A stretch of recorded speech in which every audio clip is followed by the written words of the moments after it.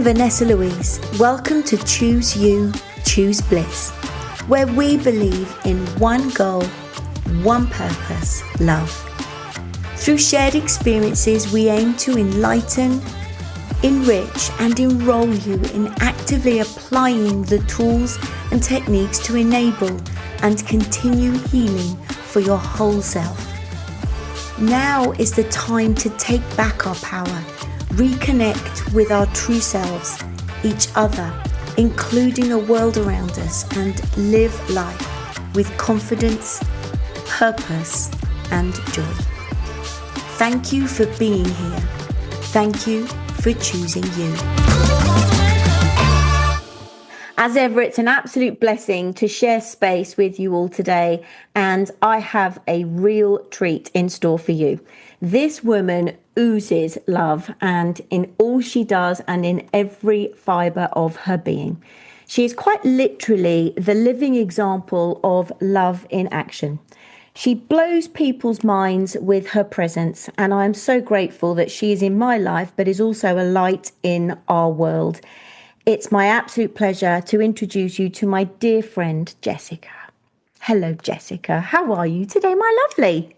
I am very good, and thank you so much for such a lovely introduction. Oh, well, I could have gone on and on and on. I just wanted to try and keep it as succinct as possible. And we were joking before we came on to record, because you had to remind me of your surname, because I've got you in my phone as Jessica Angel.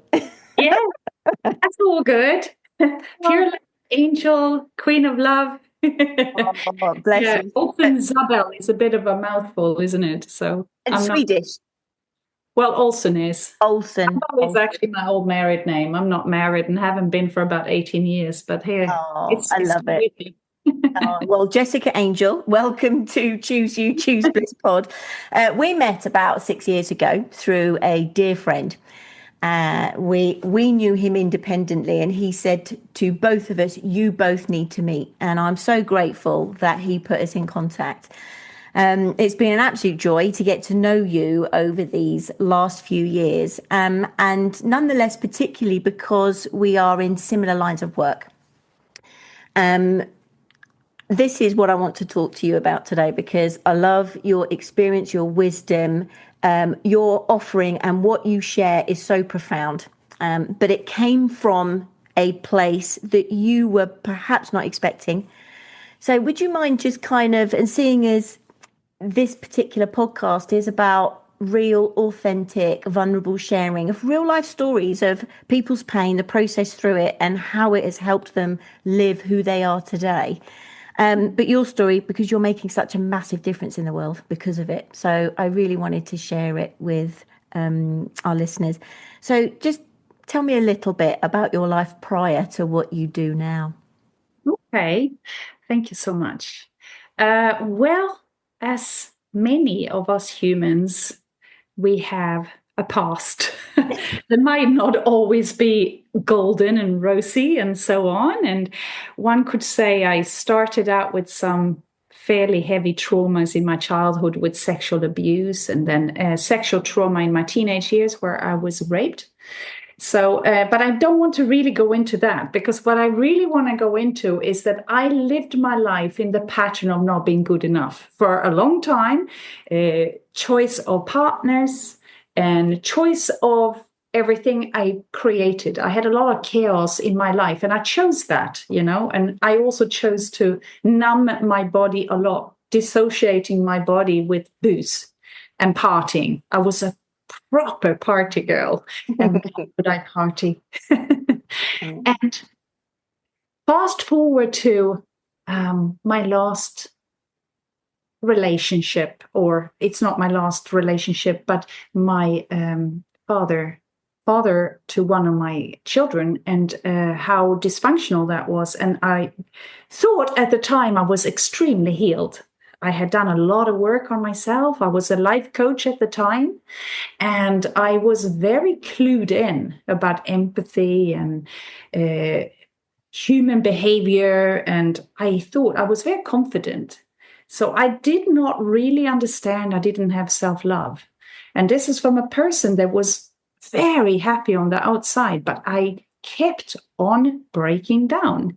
So my body would go into blackouts, and sometimes I would have 10 blackouts a day. I was incredibly ill for many years. This kept on happening, and I kept on having really bad backaches, like to such a degree that they were going to have surgery on my back. So I couldn't stand up straight half the day, or some days I would go into spasms and so on. So I kept on getting cortisone injections in my back. And suddenly, I finally took courage to leave this man. And weirdly enough, my body really just had enough. It just fully broke down. I started having seizures along with the blackouts. I was in and out of the hospital, and I lost my driving license. I literally lost my whole business. I just about kept it scraping by. I could not work. And, dealing with a person that was in great need of healing himself didn't necessarily help either, because there was so much pressure constantly, and there was there was solicitors involved to even for him to recognize various things within this whole breakup and so on. So I was literally breaking down, and I literally had to say, what is going on? And I was with all specialists. They couldn't really find what was going on with me. And then suddenly I just said, this is it. I need to take responsibility for who I am today. Wow. I mean, gosh, but just because as you're speaking, I remember well, I say beautiful because I can see that as an awakening. The traumatic videos that you shared, I know you shared them with me. I cried when I first saw them. And then you shared them on social as a way of kind of whatever pain you are in, it's okay. There is a way out, because as I said in my intro, you are that example. That I think that we need as human beings. We need the science, we need the proof. We struggle to believe in what is not seen. We struggle to feel.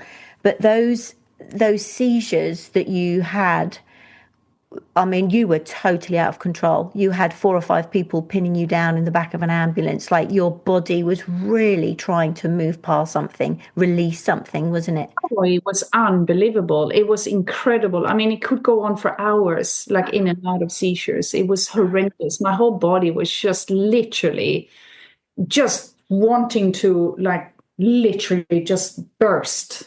Yeah, And crack open. Short fusing, because I wasn't giving it the attention it needed. It had called my name for so many years. And I love that. I had to come back home. I didn't understand. And that's when I started, literally, the first thing I did was to forgive my ex. That was the first thing. I had to lay down the anger and the resentment and the, gosh, look what you did to me. And literally go, no, Jessica, this is really on you now. Yeah.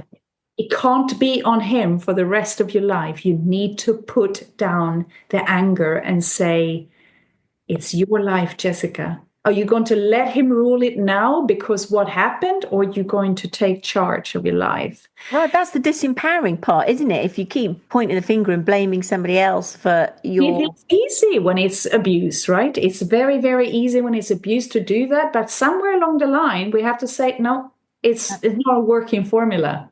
No, I love that. It's not a working formula. So you had to work out what your working formula was. Yeah, absolutely. Wow. So where did you get the inclination to forgive as you kind of started? So that the seizures started to heal, did they? So obviously the seizures were something releasing from your body. Is that fair to say? And did you on medication for it, or? I couldn't handle any of the medication. So this is the funny bit. I did sleep clinic. I did neuro specialist. They did heart. They checked tumors in my brain. Nothing was wrong with me, right? So everything that came back was dissociative seizures. So that means there is something within your mind, right? Mind seizure. That's literally what it is. And I was like, well, that is me. And then one day, a specialist said to me, Jessica, she said, tell me about your childhood. And she said, did you have trauma? And I opened up because I haven't opened up very much about my sexual trauma and so on before this. And she literally said that what had happened was that my next trauma with my ex-partner and him being abusive had triggered my childhood trauma. So my whole body was just going, oh my God, it's happening again. And he gone into dissociation and it couldn't cope with the energy and the frequency and the subconscious mind going berserk with me. So that's tragic, but actually transformative, because yeah, and I think people need to know, because there's more people than me out there that have actually had this. I have spoken to several people that go, oh my God, that I have had seizures too, and they couldn't explain them. And I said, well, it's blocked trauma. It's blocked energy. Wow. That's what it is. Wow. So when we start working with our self-love and finding the way back to our essence, which is love, right? You and I, we both promote this heavily, don't we, Vanessa? It's all around coming back to love, really, to our own love, not finding it in others, but finding it within ourselves, to go inwards rather than outwards, right? Well, oh, absolutely. I've got a saying, the only way out is in. Pardon me, but I'm curious as to know that. So after the seizures started to subside, was it your coaching? Was it intuitive that kind of got you to the place where forgiving initially at your last traumatic experience was the way forward? The first thing I started with was I started meditating. So first the forgiveness, right, of my partner, and that literally straight away. And then I started heavy doses of CBD oil, like really high potency, not the one with the high in, but like the other one that is legal in this country and so on. And I started taking heavy doses of that, which helped reduce the blackouts, and it stopped the seizures. But I'm not 100% sure today if it was the actual CBD or if it was that I let go of the anger I had towards my ex. I'm still not sure today. But I don't think it really matters, does it? I think it's a bit of everything. In all my work that I've done, in all my own work, in all the work I do, for me, it's a little bit of everything. I don't think there is one big thing. I think it is, a little bit of everything. But the blackouts. Well, you think when you have a blackout, you what is it you do not want to look at? And that was brought to the surface because it needed to come up and out. Wow. So forgiving him and using legal, but substances, you could even herbs and oils and all that kind of thing to complement yourself moving forward and your own well-being. And that's how you then learned. What was the next stage then for you? My next stage was to introduce meditation, which I've always said, oh, no, I'm not that sort of person. I don't do meditation. I'm too restless because I have quite a bit of ADHD symptoms, Yeah. Also, I would say part of a trauma pattern. I don't want to say that everyone is in that boat, but I can speak for myself only. Yes, right? Absolutely. So I am, I'm highly energetic, and I just always saw meditation as something for others. But I dedicated myself for a month of every day doing meditation, and it changed my life. Wow. I just got a great understanding. And it's almost like with the meditation, I understood that my intuition was very loud. I had never allowed the intuition to speak to me like that before. It was more of a doubt. So the intuition, I felt like a doubt almost. Like I had very strong intuition, but I would always doubt it. Okay, that makes sense, because it was probably contrary to what you'd grown up with or really what you were trying to block out particularly. And, if the chaos, and you said you would choose chaos probably to numb out your intuition, right? Which is... Absolutely. Everything was dissociation. Like now afterwards, how I lived my life was all about escaping and dissociating from what I really, really needed to work on. Wow. So what was your perception? Because I love this, because I have this as well in my work. People, this was me too. Didn't have time for meditation. I couldn't meditate because, again, like you, I was agitated or restless or hyperactive. Couldn't settle. So Yeah. it just didn't seem. I knew it was something that could help me, but I just couldn't get to it. What did you understand meditation to be before, and what do you understand meditation to be now? Well, I saw it, and I've even been to Buddhist retreats and things before throughout my life. So I've been quite spiritually tuned, but not like that. So I almost faked it in a way, you know. I thought, you know, close your eyes and you just sit there and you just sort of like have to come into your body. But when I realized that it's more about being in you, inside of yourself, you know, and if you do have a lot of thoughts, just leave them, just let them pass through you. And suddenly when we just let that happened, it's like the whole body just goes, well, you know, it gets more and more calm. And I love one of your expressions, when you say come back to your heart. Yeah.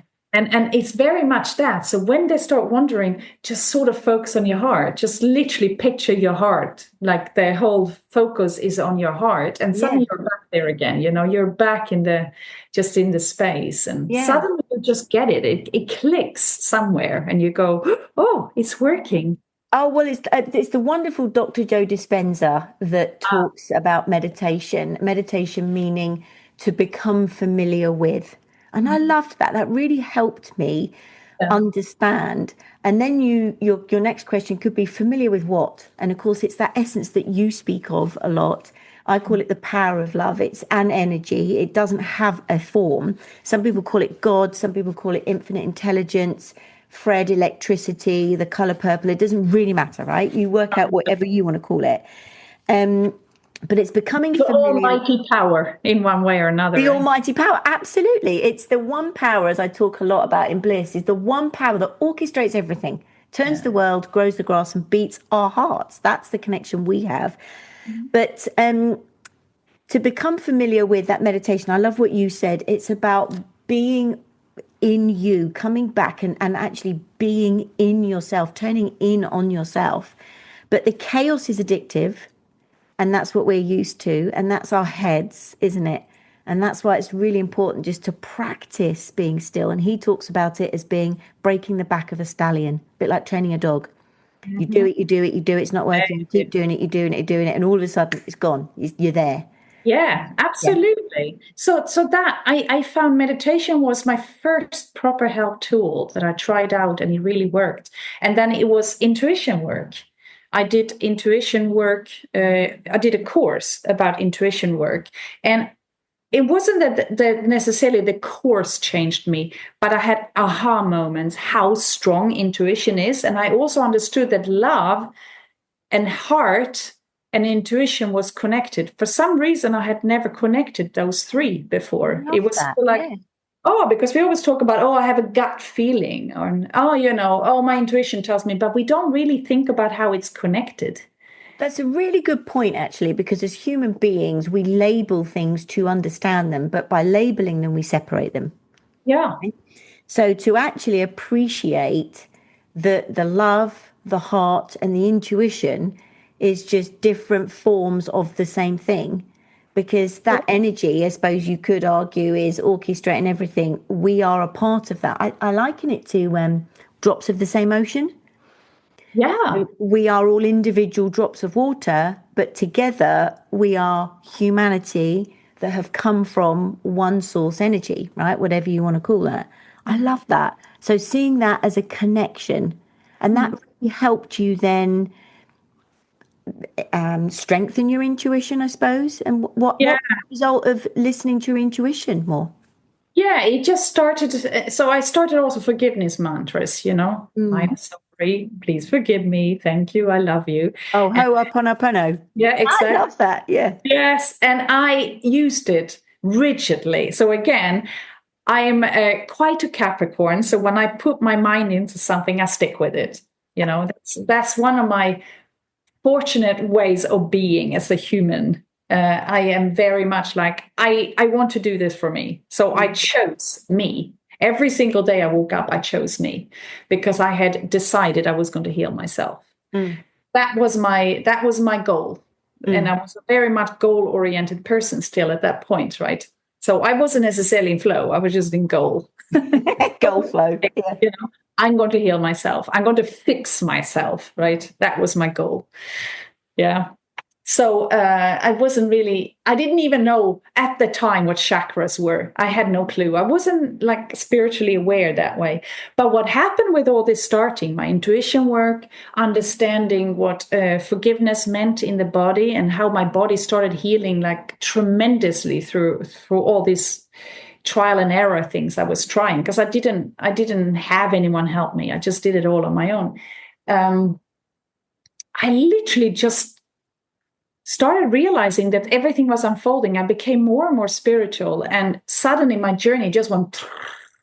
It just went faster and faster and faster, and I had a massive awakening, like spiritual awakening. That is, like I had a surge of energy, and I just understood the world in a different light than I ever had, and Mm. it was like the surge of love that came to me, just like, oh, this is you, Jess.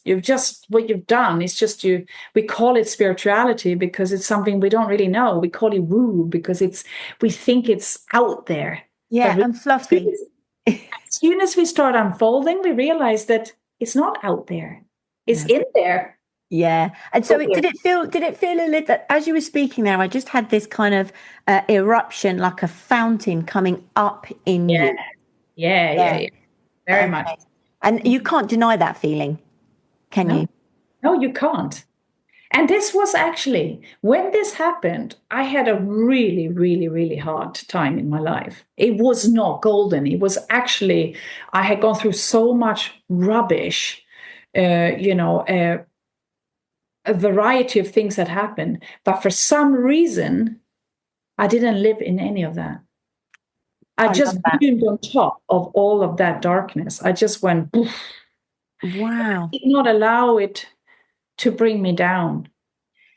So that's interesting, isn't it? Because I think many of the conversations I'm having right now are the fact that people are weighed down by life. They're distracted by the unlovely.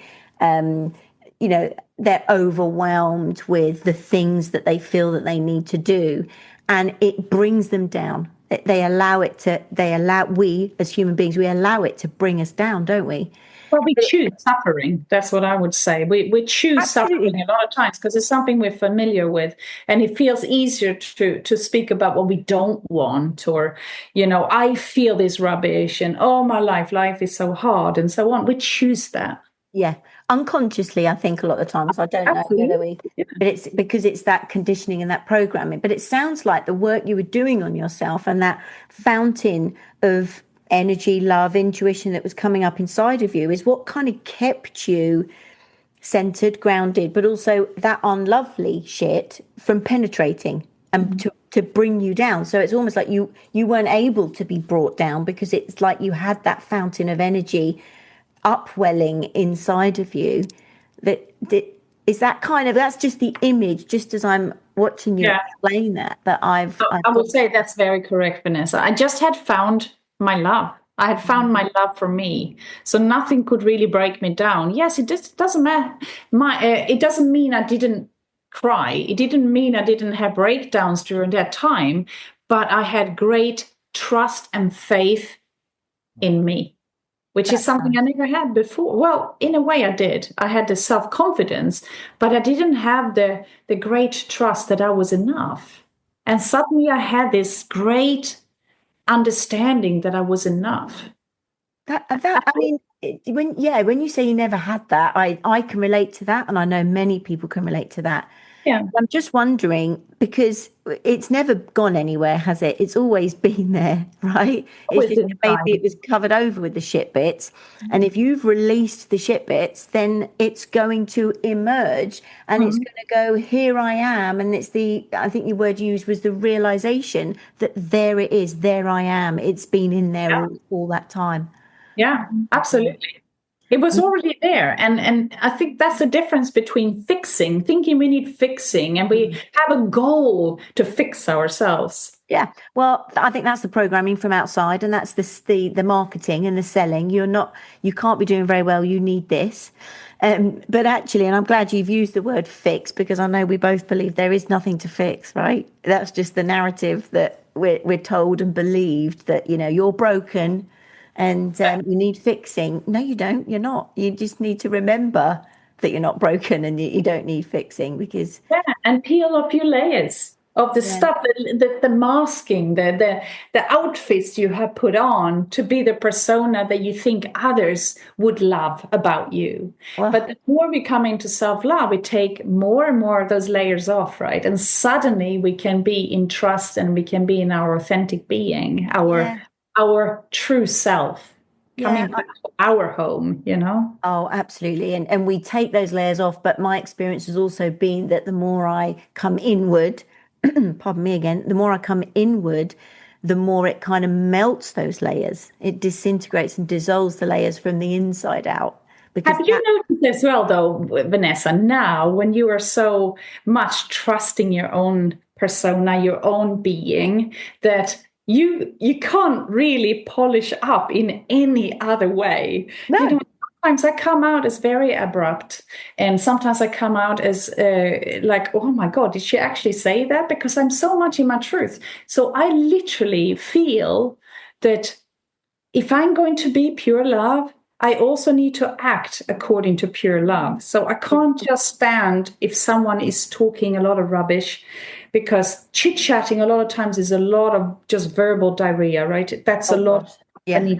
need to be looking inwards instead. Why am I just like this? And I often, especially with my friends, God bless them, will say to them, you know what, I'm not really interested in that. Can we talk about something else? Okay.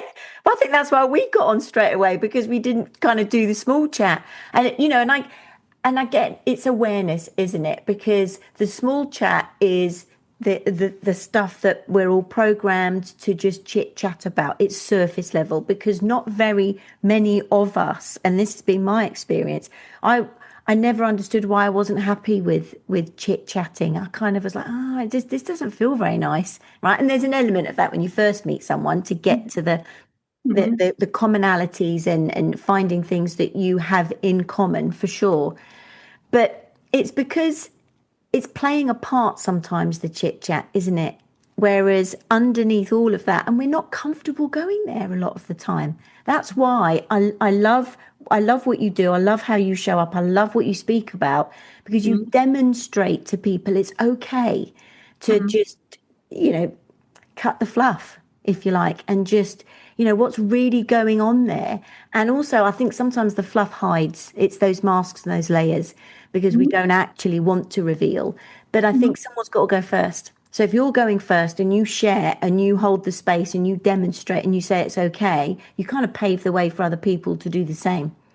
Yeah, that's a feedback as well that I have in my life. It's because I am that open, and I'm so vulnerable to who I am and my journey, and definitely not from an ego-based sort of background. I just say this is where I came from, and this is where I am today. You know, everyone can do this work. Everyone. Everyone.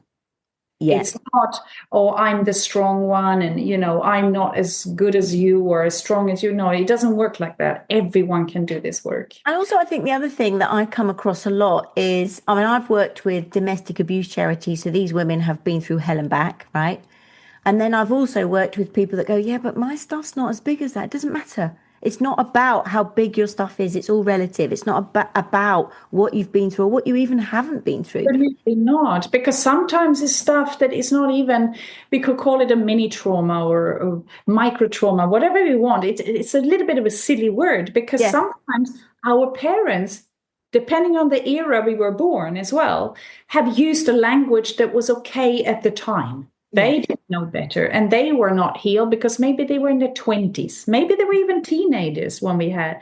had us, right? Yeah. So it's sort of like they didn't know. So therefore, we took on a certain pattern from those first 7 years, then created this pattern inside of our body. So sometimes it's not out of malicious Oh, often not. action or yeah, No, just exactly. naivety, just ignorance. And I mean ignorance in the fact that, you know, if we don't know, we don't know. And it's that pattern that you talk about. And I think that one thing I know to be true for me, and I think this is true for you too as well, that I call myself a cycle breaker. We're here to break that pattern. Very much.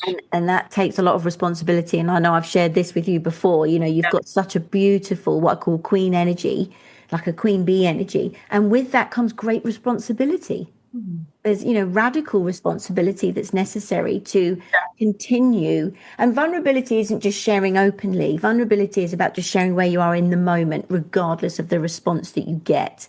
And Absolutely.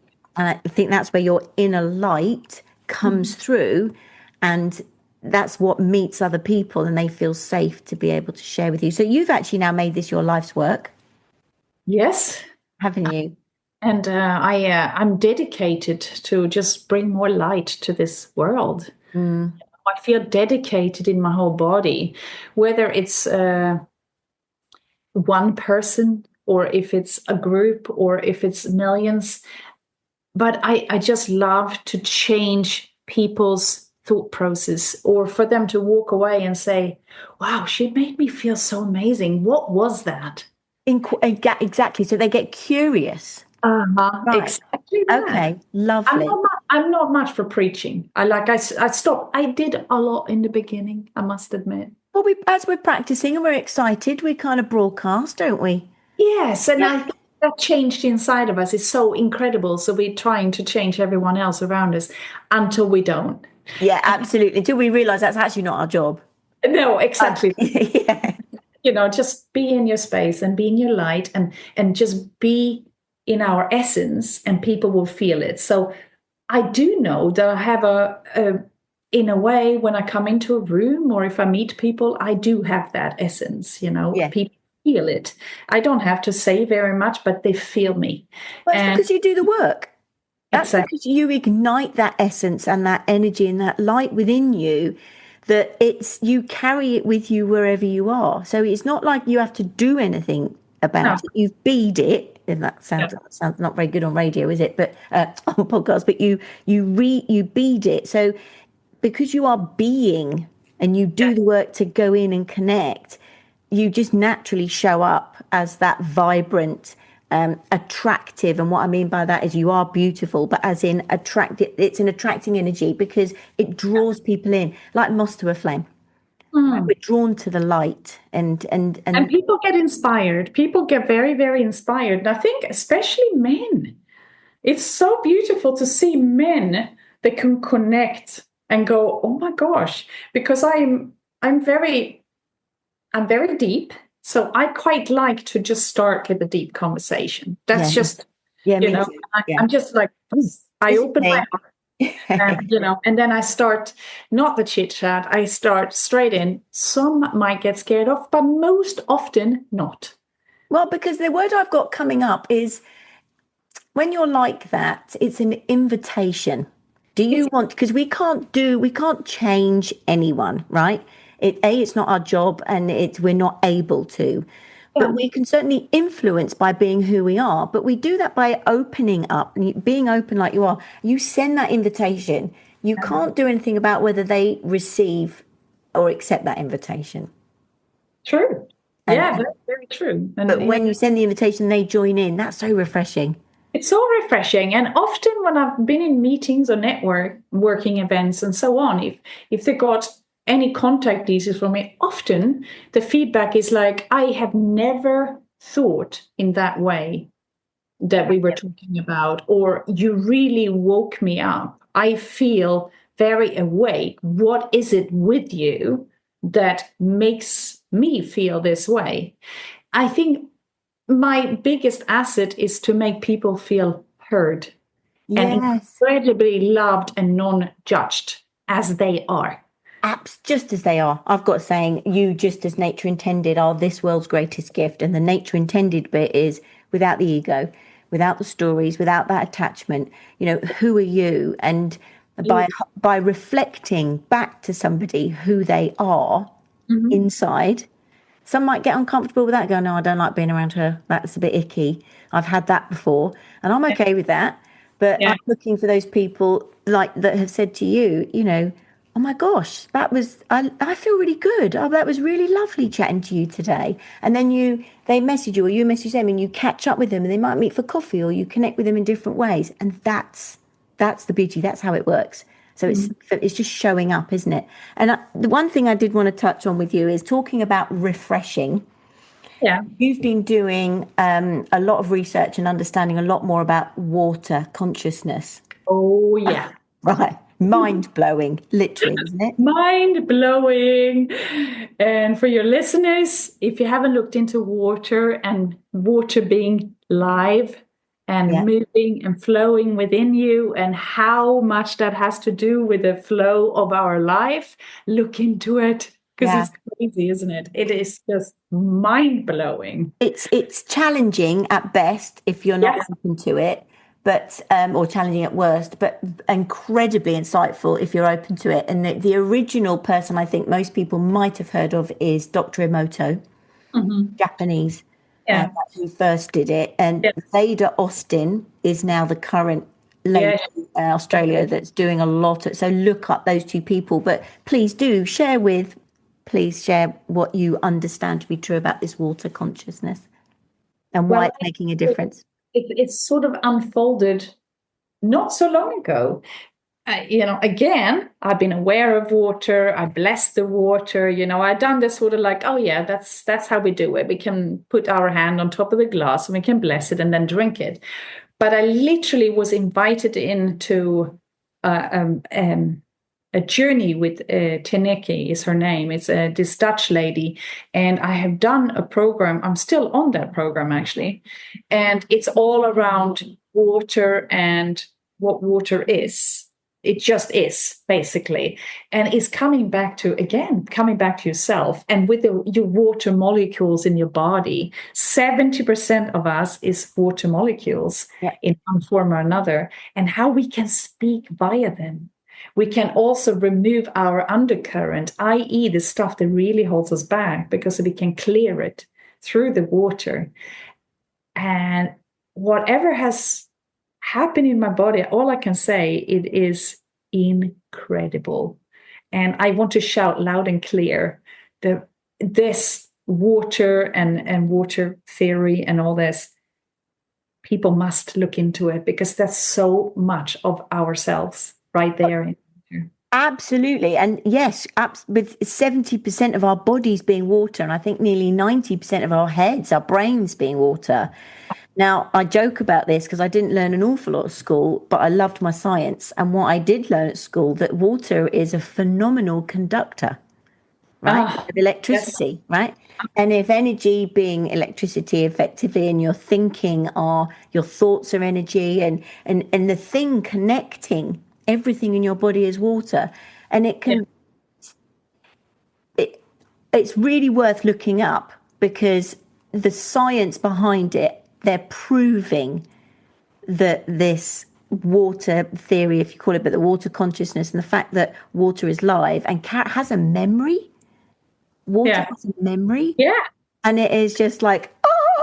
So it's understandable then if our bodies are 70% water and our brains nearly 90, yeah. that what we think and feel is Mhm. going to be what we experience because it's all about the inside. It's not the water outside that's affecting you. It's the water inside, your Yeah. energy inside.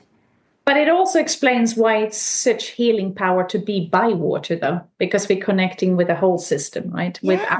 ourselves and the water. So healing or praying or meditating or sitting by and connecting with your body, water body, it's unbelievable. It's so much power in that. And Yeah. just thinking about it, because when you have conversations with girlfriends or family members or male friends or whoever, how many times do people say that if they're feeling a bit crappy or unlovely, they're going to have a bath or a shower, Uh-huh. or they feel our mutual friend Neil, when we went for a walk in the woods in the pandemic, we stopped by a stream.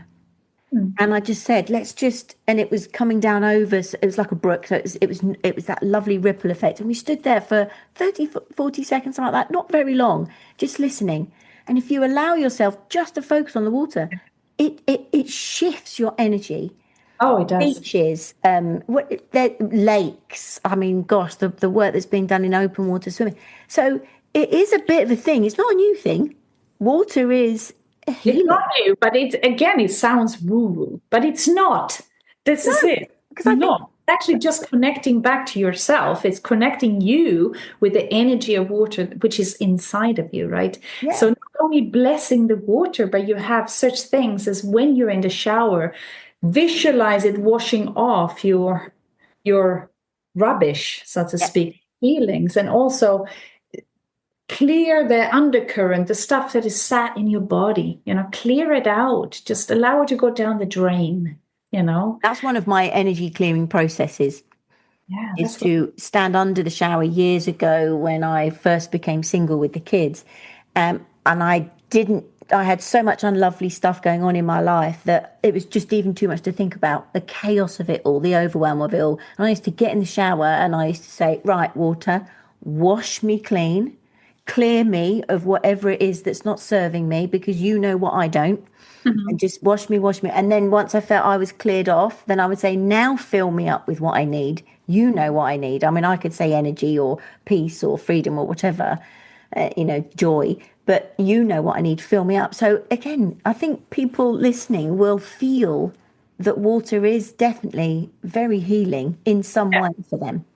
Yeah, and there's a lot of knowledge out there that again it's been sort of like hushed, I think, because it's so big. It's so like healing. There's so many healing frequency in a lot of illnesses and diseases these days is hidden because they have figured out that frequency is the way to future healing, like of illness and cancer and all sorts, healing frequency and water. Well, and the power of love, the essence that we're talking about, is the highest frequency in the universe. Ah, And if we can do our best to align with that, whether it's water, meditation, breathing, there's so many things, walking yeah. in nature. So whatever floats your boat and turns you on as an individual, Absolutely. Yeah, yeah, you've got to yeah. work out what that is for yourself, haven't you? Yeah, It's the absolutely. simplest And technique. also, I would say to your listeners also is to allow yourself to be kind to yourself. Don't just say I have to do this and this and this and this. I have to understand everything. No, just one step at a time. Just be Yeah. kind every day. Just say I'm choosing me. And the key here is consistency, right? Yeah. Yeah. God, that's such a big word for us, isn't it? Yeah.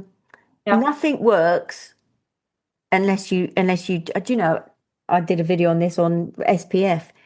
SPF does not protect you from the sun if you don't put it on your skin, right?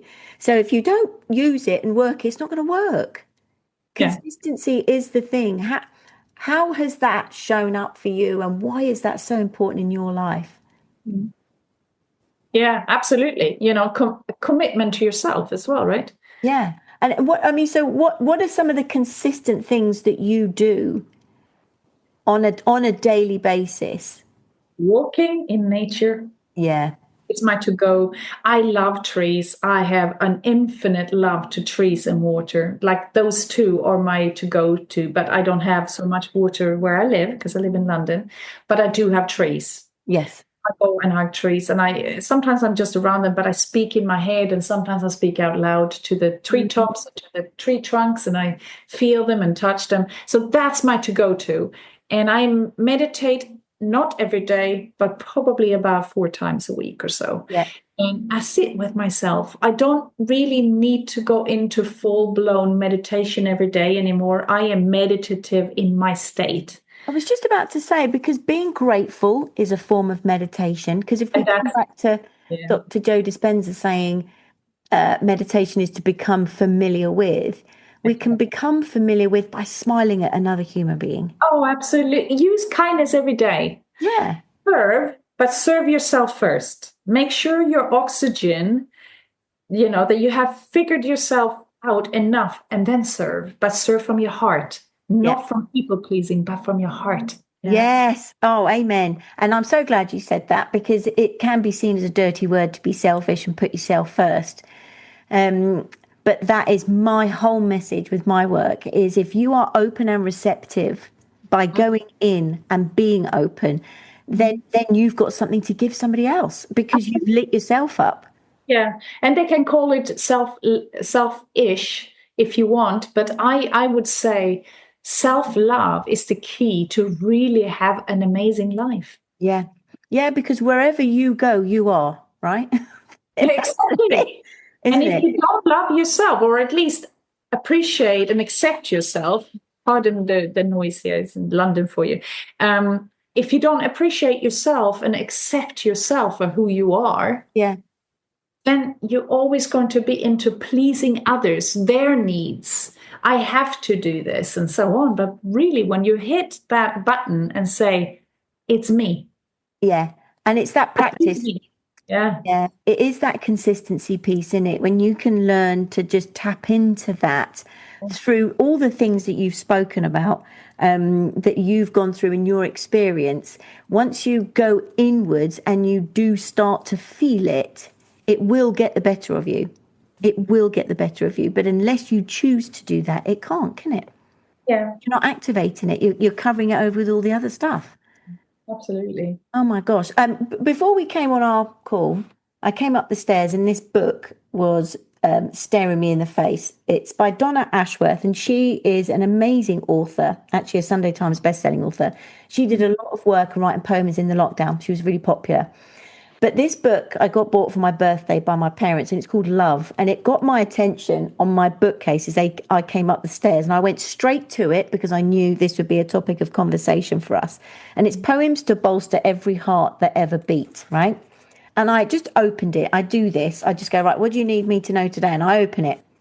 And this is no word of a lie, page 71 of this book. And you don't, I've told you about this poem, but I've not told you what it is, right? So this is the first time you're hearing it. And when I Yeah. read this, I went, oh my gosh, I have so got to tell Jess this on the pod because I think this encapsulates you, but I would like to know your thoughts, okay? Okay. The poem is called Loving. People may put you down for loving too much, for loving the moon and her many faces, for loving the rain and the thunder and every animal whose path you cross. People may consider you weak, throwing your love around like confetti without measure or judgment.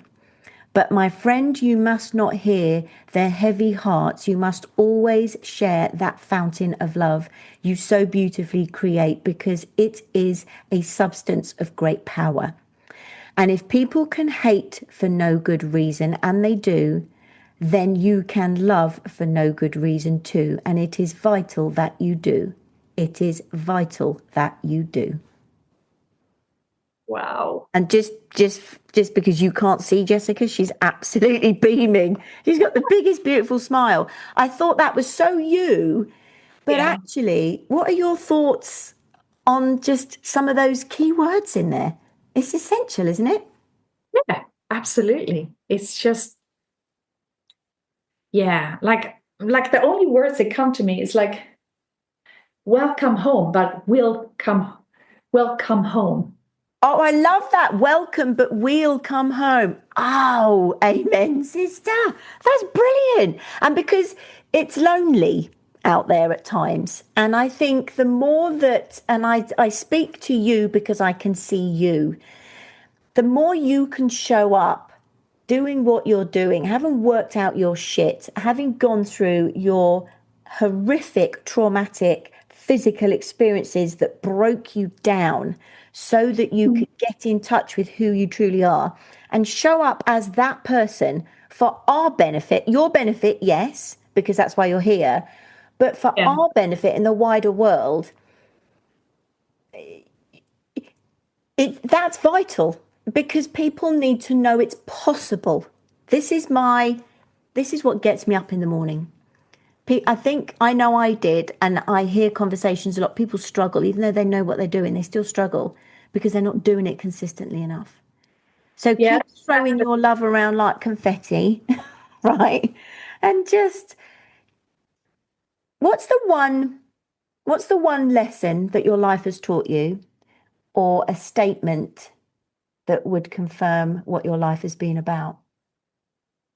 I would like to give a little advice, and that would be, if we are not willing to change our pattern, what we keep on doing every day, and actually say, I'm going to change, and be with it, be persistent and consistent and committed to that change, we'll get the same outcome as we've always had. So that would be my advice to people, that if you feel stuck inside, or if you feel lonely or sad inside, you must change the pattern that you're living.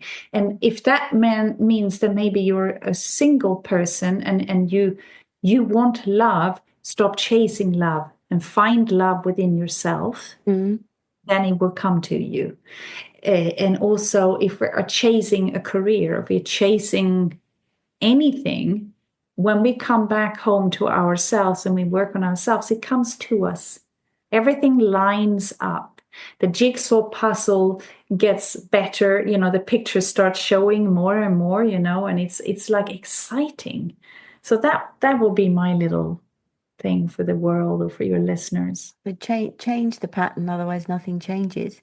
Yeah. And is it maybe just on what you're saying, what comes to me as I hear you, is it the pattern, is the interference, is what's getting in the way? Because actually, as you've so beautifully said, you are that essence of love. Everybody is that essence of love within them. And if the pattern wasn't there, then we would be aligning with everything that's for us. So we don't need to chase. Yeah, we don't have. And it's not about doing anything, is it? Actually, it's about doing exactly what you said. And here I'm going to contradict myself. It's not about doing anything, but the only thing we need to do is come home. Yeah. Oh, bless you. Oh my gosh. Well, I know you've got some exciting things going on. Where can people hear more about you or find out more about you, sweetheart, if they want to get in touch?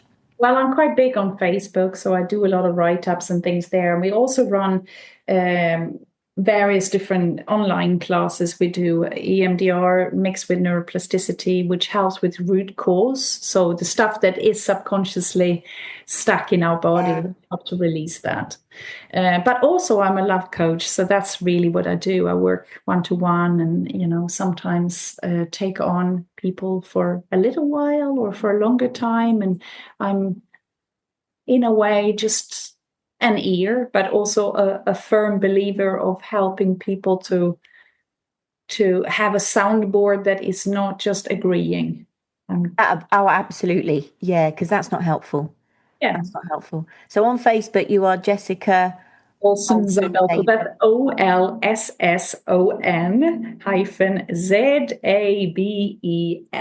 Awesome. And I'll pop it in the show notes as well, so that if they want to at least connect with you there, they can see what you're doing and all the activities that you have. I'm very low key, so I don't have websites and things like that, but you can find me there. Oh, bless you. Oh, well, and also if you do want to be connected with Jessica, then you can always reach out to me and I can connect you. Thank you, sweetheart. I've absolutely adored chatting to you. You are the essence and the example, and it is so important in our seemingly dark world. It's not a dark world because it is beautiful. No. It's seemingly dark at the moment. Bless you. And any final words before we wrap up?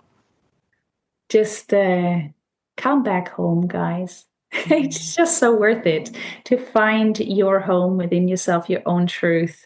It is literally like finding gold. It's not about being rich. It's not about having the latest material goods. It is really about how you feel about yourself. Every single day, show up for you and you will feel $1 million. Oh, well done. Thank you, my darling. And I will look forward to catching up with you very soon. God bless. Thank you. The invitation is to take a few moments to reflect on what's resonated with you here today. Let us know what you find. Share this episode with those you love to practice your vulnerability and enable deeper connection with self, others, and the world around you. May you feel blessed and loved as you live your days with purpose and presence. Thank you for being here, and thank you for choosing you. I love you.